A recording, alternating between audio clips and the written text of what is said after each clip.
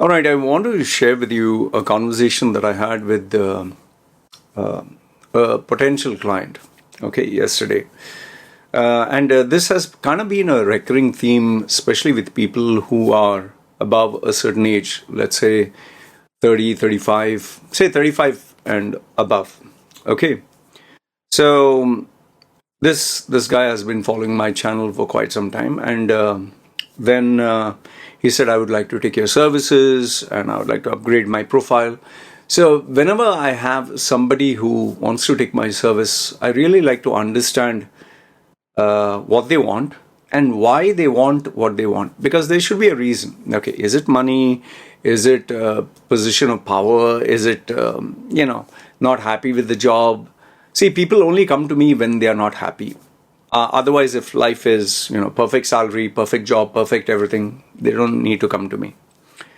So this guy sent his profile, saw his resume. Obviously, he has not taken professional help. He has just copy pasted whatever information about him. Fine. And then I asked him, what is the reason that you want to take my service? His answer was that I'm fed up and tired of the office politics. I'm just paraphrasing.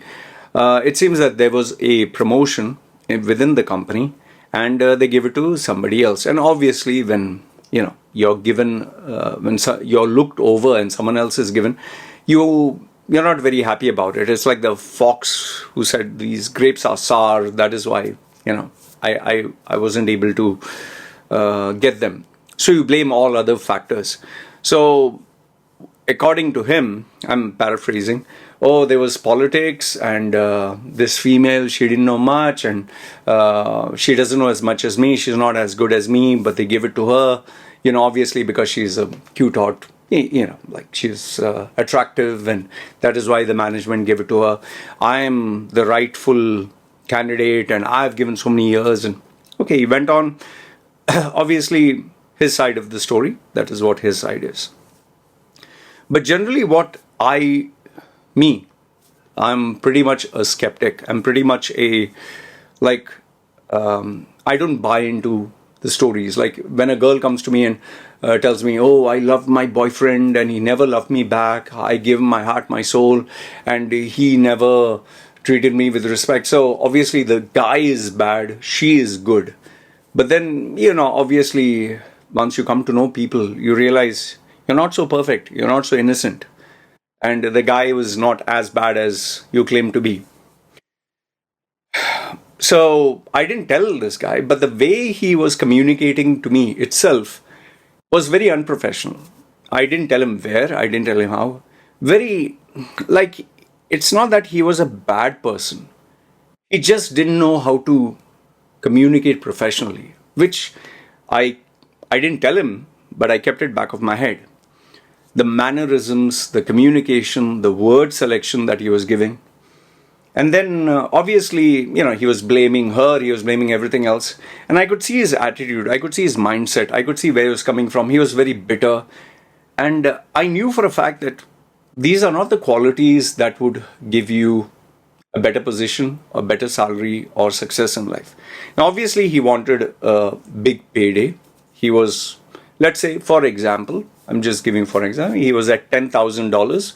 He wanted, $20,000. I'm just giving you a rough ballpark figure. Okay, that's what he wanted. Now, it's no problem asking for a higher salary. And the salary that he was asking was also not unreasonable or anything like that. It was well within the industry standards. In fact, he was asking for low. He was getting paid much more lower for his experience and age. But he was quite low, and he was asking for not astronomically like very big salary. He was asking within the industry standards. I believed he could have gotten much more. But here's the thing which I generally communicate to clients, and I have this conversation. When you make a resume rebrand, it's like putting on a nice outfit. Okay, it's putting on, let's say, for example, you don't know how to dress up well. You're invited to a VIP black tie event. and you wear, majority of the people, especially our Indians, what they will do, they will have a suit that they purchase ready made, or they'll buy one which it looks like their dad wore it and now they are wearing it. It is very loose, it is not body fit, so to speak, because obviously they don't take care of their physique, so it's very loose. And even I did that when I was like a very young man. uh, it looked, it just looks like you wore something like a Frankenstein. Okay, then the trousers are not perfectly matched. You can make out it's not stitched. The shoes also, you don't care which brand you're wearing. Socks, you don't care. And you just, it becomes so obvious that you're wearing a suit for the first time because you're not comfortable in a suit. There are people who have worn a suit right from their college days, okay, from their high school days. And then there are our Indians who wear a suit for the first time. You can clearly make out the difference.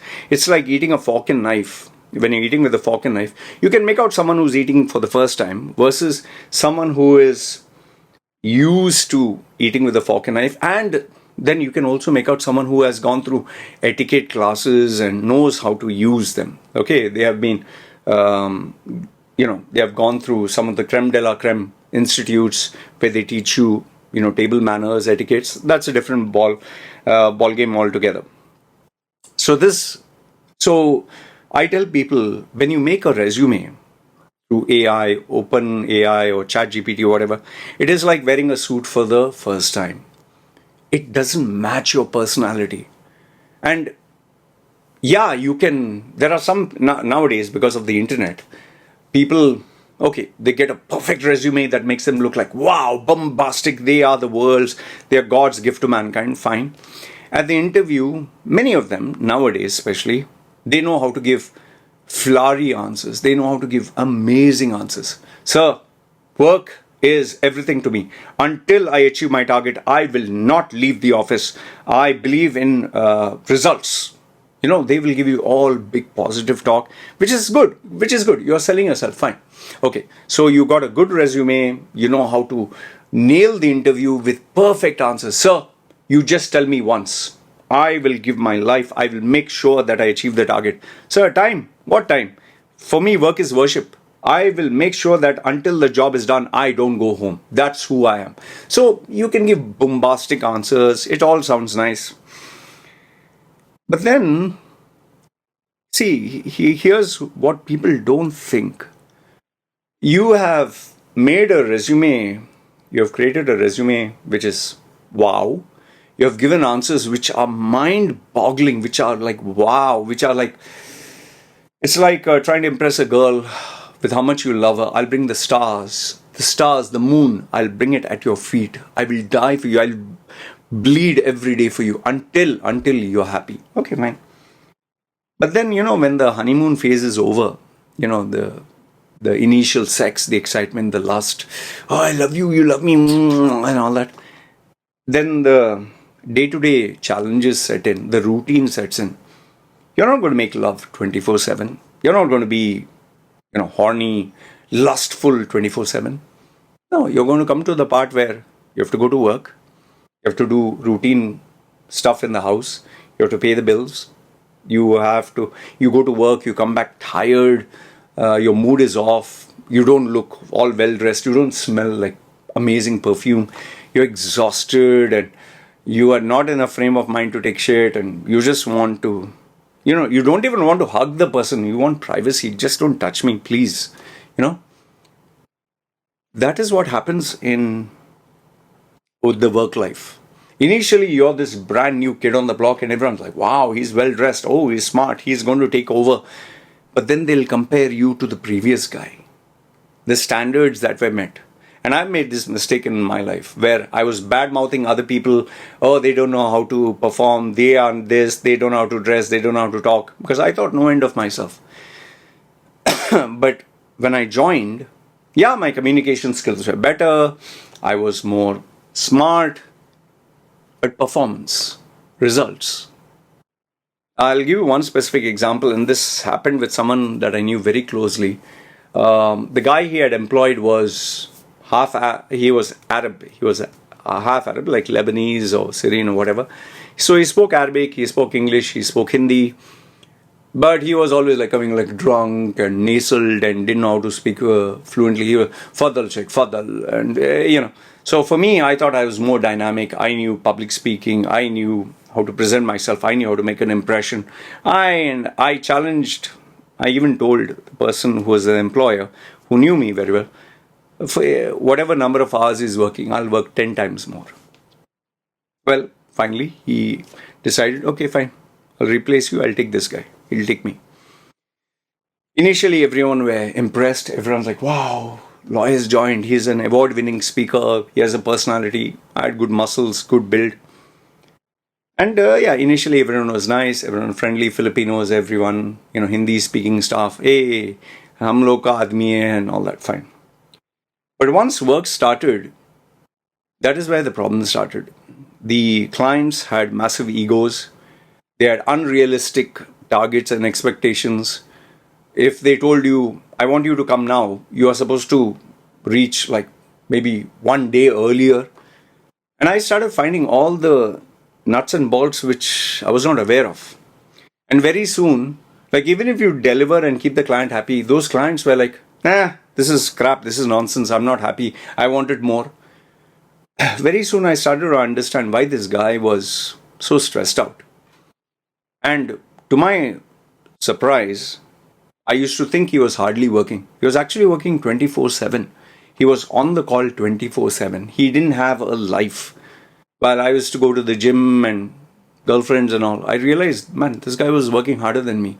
And one by one, people started to find my drawbacks. He knew Arabic. I didn't know Arabic. He could deal with Arab clients and cool them off. I couldn't do that. He knew contacts and connections in the market. I didn't have any. I was good, smart in speaking and build and all that, but nobody gave a damn about it. And within a month, I'll tell you, within a month, rumblings were there in the company and everyone was talking. That previous guy was a better man. Even our own Indians, Pakistanis, Bangladeshis, wo aadmi acha tha, means that guy was much better. This guy is all just hot air. And guess what? The person who knew me so very well, he told me, Loy, he called me to the office. He said, Loy, let's be honest, it's not working out. In fact, you asked me to terminate that guy and you said he is not good. He was much better than you. You're making fun of him, you're criticizing him, he told me on my face, you're just a flash in the pants. You don't have substance. And it hurt like mad. So even when I'm dealing with clients, see, these are the mistakes and lessons you learn through life. So when I'm dealing with clients now, I don't just provide the service for the resume rebrand. There are many cases where, apart from the resume rebrand, I coach them with interview skills. I check what are they going to say, and I have to maintain a balance between overhyping themselves versus underselling them. Like, whoa, listen, stop. Don't start portraying that you're God's gift to mankind, that you're the next Elon Musk and you're going to, I'm going to bring 27% market penetration and 43% sales increase with cost reduction of 23. Stop, just shut your pie hole. I'm going to work, sir. So you give me the instructions, I'll do the job. You need to understand that you're joining not for 1 day, 1 week. You're going to join every single day, man. And you're going to be held accountable for your words. And obviously you don't understand. Yes, sir. No, sir. Give me the job, sir. Sir, I will lick your boots, sir. I will lick under your feet, sir, every day. You can put your nut sack on my head and I will dance, sir. No, that also you should not do. So even the resume or the profile, you don't market yourself as the eighth wonder of the world, nor do you market yourself as a labor class person. So it should be balanced. And then I also work on their communication skills, like, slangs and lack of manners. There are many people who don't know how to dress, who don't know how to walk, who don't know how to talk. Can you believe there are people who even, like when they're sitting in a business meeting, they're eating with, I'm not exaggerating. I'm talking of managers. They'll eat like this. There are some, okay, sir, okay. Like, I had to literally correct them. Stop, boss. This is not funny. And then there are like some of them who act like, morning, how are you? Why are you putting on an accent? Boss, you're not British. You are, Himesh Kumar, or you are, Santosh, Kutti. Be that. Don't be, how are you? You fine? Ha ha ha. Don't do that. And, okay, sir. And then there are people who are like, Arey jaila, kya bhosdi kya. Stop, boss. All this works in your bloody village, yeah, not in a multinational. And I even had, this is not a joke, I even had to tell the guy, like, I saw one of his videos, like he had this corporate party video and he shared it with me because he was my student and client and I was helping him through his brand to, he wanted to migrate to this company abroad. Sincere guy, nice guy. At this party, which he had sent me the video, large file, I was watching, there were clips and bits and pieces of him receiving the award. I noticed one thing which was a massive red flag. When he was receiving the award, there was a female, obviously the president, and, we practiced and I told him how to shake hand. The female who was standing next to the main guy, he was oogling her. He was actually, he was like, it was like hardly a split second and what are you doing? I pointed it out. He's like, no, I was just looking. No, boss, you are not just looking. Look. And I broke it down and I told him, if people notice this, you're not going to be given an opportunity. Just, can you imagine a senior level management, when he looks at a girl, he'll be like looking at her breast. See, look at my eyes. This is eye level. And when you look at a female's breast, you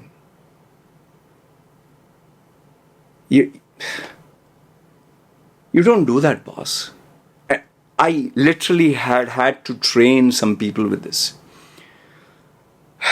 So what I'm trying to make you understand is, see, listen, by making a magical resume, you don't automatically, from a jackass, you don't become a prized horse. You're still a jackass. No matter how much you scrub and wash a donkey's a donkey. But then you'll ask yourself, then what is the point of training? Yes, training helps you. You'll still be identified as a donkey. You look like a donkey, but at least you'll be a well-mannered. At least you'll be a sophisticated ass, so to speak. There are so many things that go. It's not, if it was only the resume, you could just ask anybody to make it a bombastic CV from OpenAI, ChatGPT, make it the world's best resume, and you would maybe get selected by Joe Biden or Donald Trump or the Obamas. It doesn't work that way. Your personality matters. And not only your communication skills, interview skills of how you sell yourself, your day-to-day skills. How do you deal with pressure? How do you deal with obnoxious individuals? How do you deal with women? How do you deal with men? What is your leadership style? How do you deal under pressure? How do you deal when things are not going? How do you deal when someone doesn't respect you or doesn't like you? So all I'm trying to make you understand is, boss, the corporate world now is a shark-infested area of, it's like survival of the fittest. You are not going to succeed. You will not survive if you think you're smarter than them. You may assume that you're smart. Yeah, see, I'm not saying you're not good at your job. Maybe you're good at your job. But the very fact that someone didn't give you a promotion is not because, oh, her ass is much more better. Oh, she will open her legs or she will bend over. No. There was something in that individual, that female or that male, something more which you didn't have. And instead of criticizing them and talking bad and smack about them and, making them, oh, they are like this. No, there's something wrong with you. Look internally. Improve, become better. And if, I always give them the simplest thumb rule. If people who know you don't want to give you an opportunity. The people who know you, interact with you, and who have been with you, lived with you, they don't give you the value. Because they know you in and out, yeah, boss. That is why you get all these keyboard warriors. Online, they'll have a fake name and fake ID, but in real life, maybe on WhatsApp and chatting, they are intellects, but in real life, they're zero, man.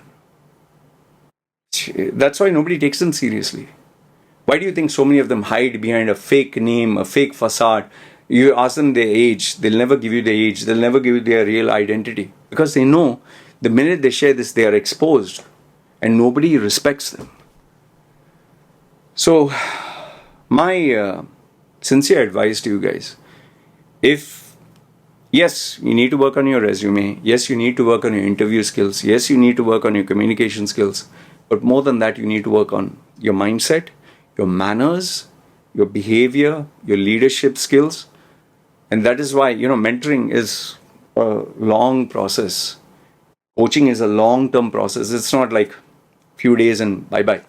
It's like one day. It's just that you made your CV and finish. Hey, I'm the best in the world here. To be like the javelin thrower from India or that Arsha, then what is that other guy's name here? I don't even remember my own Indian javelin thrower. One second. Indian javelin thrower. Neeraj Chopra, yes. In order to be this, it's not like they just looked at a podcast or a YouTube channel or read a PDF book or chatted with someone how to throw. No. Years and years of dedication just for that split second. So you want to succeed in the corporate world, there are a lot of nuances apart from being a worker. See, if you want to be a worker and just do engineering or AutoCAD drawing or fixing, fine, you can be good at that process, but you'll never be at a leadership level, management level, earning big salary. No. If you want to move to that level, you need to know how to manage people, and that is a very big headache. That is one of the many headaches. Dealing with egos, politics, playing this mind games, managing politics, all different ball game altogether. Anyway, I hope you keep this in mind. Like I told you, when I mentor, coach, or take a client, I just don't look at one dimension. It's not just, copy paste and give some hi-fi words and good paragraph. And I sit, work with the client. What does the industry want? That is the most important thing. Then let me understand, who are you? Yes, we need to slightly bump up and, kind of make it jazzy how we sell and market yourself. But let's not overdo it. Let's not, overpromise and underdeliver. Because in the end, the employer, if he realizes he made a mistake like me, he'll terminate you. He'll be like, made a mistake, I'm not going to burn my fingers every month after month after month paying him this overhyped salary. He's a mistake. Get the right candidate. So please, and as you become older, it becomes harder to get recognized, to be given opportunities, and especially as you climb higher. I hope this makes sense to you. And, remember, you can dress up smart, you can give sweet words, but when people deal with you day to day, they will see through all this bullshit. And then the real person comes out. It's like putting on a fake accent. Yeah, hi, how are you? Oh, I'm fine, man. Yeah, would you like a cup of tea? Yeah, sure. Let's go, man. Come on. Very soon they'll find out. Arey, chubbet yaar. They'll be like, what shit are you talking? And nobody wants a fake person. Anyway, let me know your thoughts in the comments below. You agree, disagree? I'd love to hear what you have to say. You guys take care. It's me signing off.